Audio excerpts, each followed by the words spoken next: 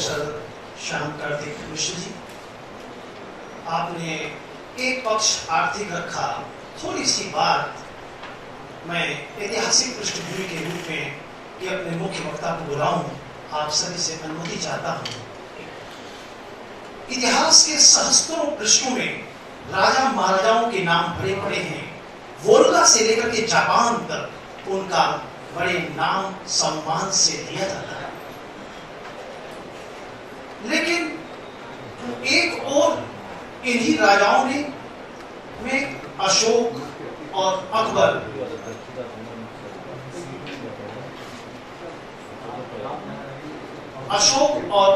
द्वारा जो चूड़ांत विकास किया गया, उस विकास का दुर्भाग्यपूर्ण यह भी देखना पड़ा, वह वैभव का पराभव उसके उत्तराधिकारियों द्वारा देखना पड़ा। तलवारें रक्त से रंजित हुई, उसका परिणाम इतिहास के पन्नों पर खून के छींटे भी पड़े और साथ ही साथ हमने उन आध्यात्मिक चिंतकों ने भारतवर्ष की उस समय बागडोर संभाली जब भारतवर्ष संघर्ष में रत था। ऐसी स्थिति में इनके आध्यात्मिक चिंतन ने युद्ध विराम जैसा कार्य किया। Buddha, Mahavir, Jesus, Zarathustra, Saint Paul, Constantine, Kabir, Raidas, Gandhi और उसी के क्रम में आते हैं हमारे दीनदयाल उपाध्याय जी, जिन्होंने एक मानवतावादी चिंतन लेकर के चिंतन को उन्होंने दर्शन के रूप में सार्थक करने का अपूर्व सामर्थ्य अगर किसी में था तो वह था पंडित दीनदयाल उपाध्याय जी ने, जिन्होंने अपना एकात्म मानवतावाद का दर्शन दिया, जिस पर कि चिंतन करने के लिए हम सभी विवश हैं। मैं आपको बताना चाहता हूं कि आज तक उनके ऊपर लगभग 5000 आर्टिकल्स लिखे जा चुके हैं। यह हम सभी के लिए अत्यंत गौरव की बात है। बजरंग लाल गुप्ता जी को कि आए और अपना मुख्य वक्तव्य देने का कष्ट करें। प्रोफेसर बजरंग लाल गुप्ता जी। कार्यक्रम के मंच पर विराजमान आज के इस कार्यक्रम के मुख्य अतिथि और आईसीएसआर के member secretary professor VK Malhotra ji, professor ADN Vajpeyi ji मेरे अत्यंत आत्मीय भी हैं, मित्र भी हैं, जिनसे चर्चा करके मैं बहुत सारी बातें सीखता रहता हूँ। यूनिवर्सिटी में वाइस चांसलर भी रहे, दूसरे वाइस चांसलर भी यहाँ उपस्थित है और मैं तो वाइस चांसलर कभी रहा नहीं, क्योंकि मेरे लिए संकट है।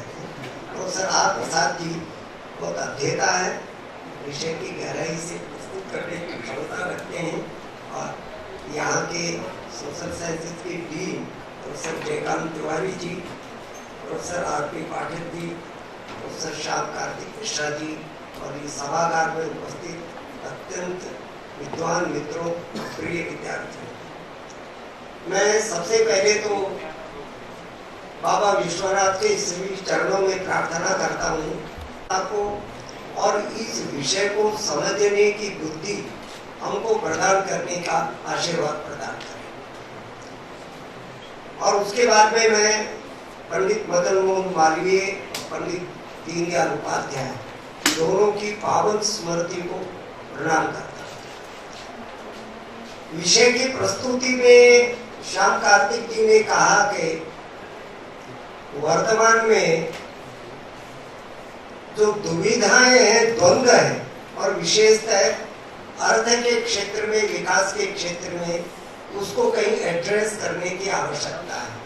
और विषय जो संगरूर जी का रखा उसमें भी यही कहा है कि वर्तमान परिप्रेक्ष्य में दीनदयाल जी के एकात्म मानववाद का पुनरावलोकन, रिविजिट किया जाए। मैं इन दोनों के विद्यमान है, पुरातन है पर नित्य नूतन है, अर्थात सनातन है, सनातन है इसलिए चिरंतन है और निरंतर निरंतर विकासमान प्रवाह का नाम भारत है।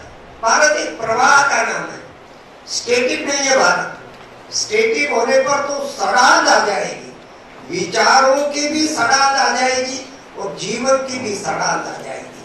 तो भारत के संदर्भ में किसी भी विषय का विवेचन करते समय भारत के संपूर्ण आयामों को ध्यान में रखते हुए भारत के संदर्भ में विचार करना पड़ेगा। स्वाभाविक रीति से इस रूप में विचार करेंगे तो वर्तमान भारत उसमें रिलेटिवली तुलनात्मक रूप से हमारी आंखों के सामने ज्यादा है।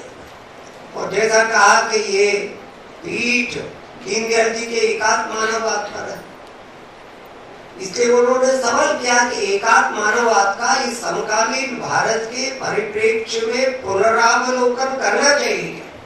दो प्रकार के विचार होते हैं। आप तो सब यहाँ विद्वान लोग बैठे हैं, आप ही विद्वान उन लोगों को कभी कभी पढ़ाते और समझाते हैं। दो प्रकार के विचार, एक तात्कालिक विचार होता है और एक शाश्वत विचार होता है। तात्कालिक विचार का एक विशिष्ट देश काल परिस्थिति में ही महत्व होता है, बाकी समय वो इररिलेवेंट हो जाता है। एक पर्टिकुलर टाइम के लिए बनता है, एक पर्टिकुलर परिस्थिति के लिए बनता है और पर्टिकुलर देश के लिए या भूखंड के लिए बनता है। ये तात्कालिक विचार होता है। एक विचार होता है शाश्वत। शाश्वत विचार देश काल परिस्थिति से परे होता है, उससे ऊपर होता है, बियॉन्ड होता है। और इसलिए देश काल परिस्थिति को पार करके जिस विचारों के संदर्भ में विचार किया जा सके, आप जैसे मनुष्य हमको ये बताते हैं, उसको शाश्वत विचार कहते हैं। तो इसलिए दीनदयाल जी का विचार कैसा विचार है? दीनदयाल जी का एकात्म मानववाद तात्कालिक चिंतन है, शाश्वत चिंतन है। तो स्वाभाविक रीति से उत्तर आएगा ये शाश्वत चिंतन। तो आर्थिक क्षेत्र के मैं जो कह रहा हूँ पुनरावलोकन होना चाहिए, अजम्पशंस को लेकर पुनरावलोकन होना चाहिए। हम जो इकोनॉमिक्स पढ़ते पढ़ाते हैं उसके बेसिक अजम्पशन ही डिफेक्टिव है।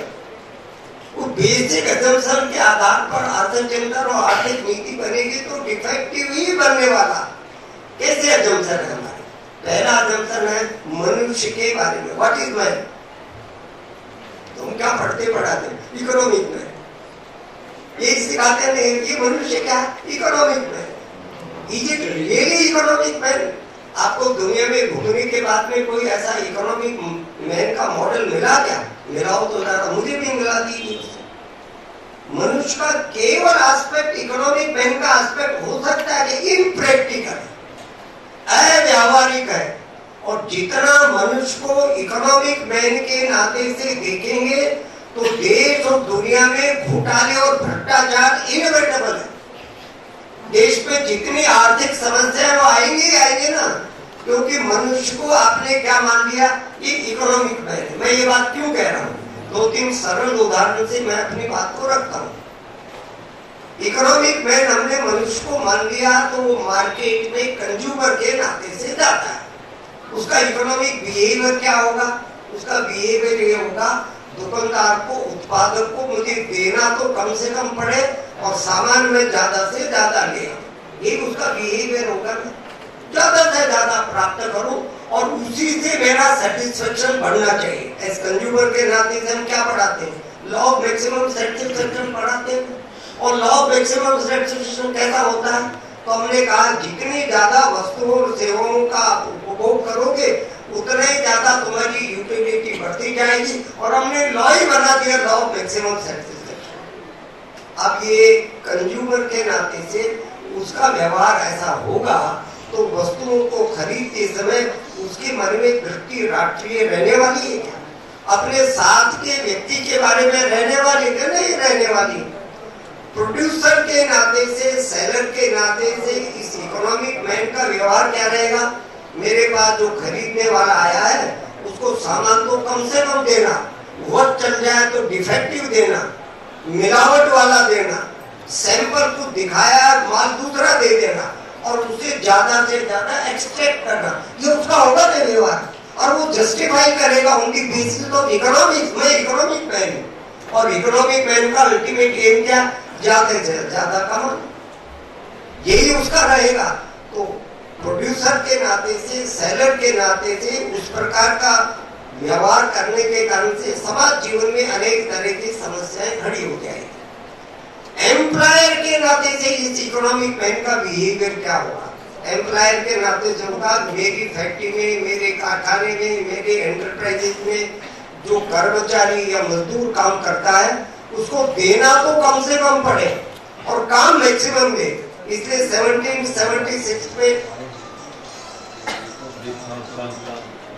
की आ गई थी तो इंग्लैंड में मैक्सिमम एक्सप्लॉइटेशन हुआ था। उस समय का इतिहास पढ़ेंगे तो, और एक्सप्लॉइटेशन जो प्रोड्यूसर्स ने, इंडस्ट्रीज ने किया तो जस्टिफिकेशन क्या दिया? एडम स्मिथ ने हमको बताया, इकोनॉमिक्स में तुम इकोनॉमिक मैन हो तो तुम्हारा मैक्सिमम काम लेना, ज्यादा से ज्यादा धन कमाना, तो मजदूरों को देना कम से कम और उससे काम ज्यादा से ज्यादा। वर्किंग आवर्स बढ़ गए। आप इंग्लैंड का इतिहास पढ़कर के देखिए, वर्किंग आवर्स बढ़ गए तो हालत खराब होगी। और हमारा जनसंख्या सेटलर्स पेरेंट्स, या अर्थशास्त्र के विद्वान बैठे हैं, सेटलर्स पेरेंट्स एक assumption, other things remaining the same. आर्थिक कोई भी नियम, कोई भी सिद्धांत होगा उसमें हम क्या मान करते हैं? अन्य बातें समान रहने पर, ऐसा होने पर, कीमत बढ़ने पर मांग कम हो जाती है, कीमत कम होने पर मांग ज्यादा हो जाती है। ऐसा हम पढ़ाते हैं लॉ ऑफ डिमांड में। हर एक ना जो सिद्धांत और नियम है अर्थशास्त्र का, वो किस पर डिपेंड करता है? Other things remaining the same. अब ऐसा है क्या संसार? संसार में other things remaining the same होता है? ये तो एवर चेंजिंग है, एवर इवॉल्विंग है। हम जिसको रुचि को, प्रकृति को, जनसंख्या को, इन सबको स्थिर मान लेते हैं ना। ग्रोथ मॉडल भी जितने दिए गए, ग्रोथ मॉडल में भी हम सेटलर्स पेरेंट्स का जंक्शन मानते हैं। Socio cultural human factors are given, you increase the rate of interest, growth rate will be increase. Growth models का, संपूर्ण ग्रोथ मॉडल का सारांश है आपने बाकी चीजों को स्थिर मान लिया, केवल कैपिटल इन्वेस्टमेंट को वेरिएबल माना, सारा संकट यहाँ आ रहा। तो मैं जो दूसरी बात दीनदयाल जी के परिप्रेक्ष्य में जिसको रिविजिट करना चाहिए, there are no such thing as other things remaining the same. World is evolving है, रिवॉल्विंग है, वर्ल्ड एवर चेंजिंग है, डायनेमिक है। स्टैटिक बिहेवियर से बदलकर आप कोई ऐसा ग्रोथ मॉडल दे सकते हैं क्या जिसमें तमाम वेरिएबल्स वेरी कर सकते हैं, और तमाम वेरिएबल्स वेरी करते हुए मान करके आप कोई विकास का रास्ता दुनिया को, देश को दे सकते हैं? ये चैलेंज है, रिविजिट करना पड़ेगा। तो ये करना, other things remaining the same, ये अजम्पशन है, बिल्कुल इनप्रैक्टिकल। ऐसा होता ही नहीं है। किसी देश की जनसंख्या स्टैटिक रहती है क्या? किसी देश का विचार स्टैटिक रहता है क्या? किसी देश की पॉपुलेशन स्टैटिक रहती नहीं रहती। टेस्ट स्टैटिक रहता है क्या? परंपराएं स्टैटिक रहती है क्या? इंस्टीट्यूशन स्टैटिक रहता है क्या? कुछ स्टैटिक नहीं रहता। इसलिए दूसरा जिसको रिविजिट करना चाहिए वो other things remaining the same, इस सवाल को रिविजिट करना चाहिए। कहते थे देखो वर्तमान समय में हमको जिस प्रकार का अर्थतंत्र, वो उन्होंने सवाल खड़ा किया ना कि ग्रोथ विद जॉब और जॉब विद ग्रोथ, ऐसा उन्होंने सवाल खड़ा किया। जॉब लेस ग्रोथ या ग्रोथ लेस जॉब, ऐसा एक उन्होंने कहा। इसमें से कैसा चुनना? सवाल ही गलत है।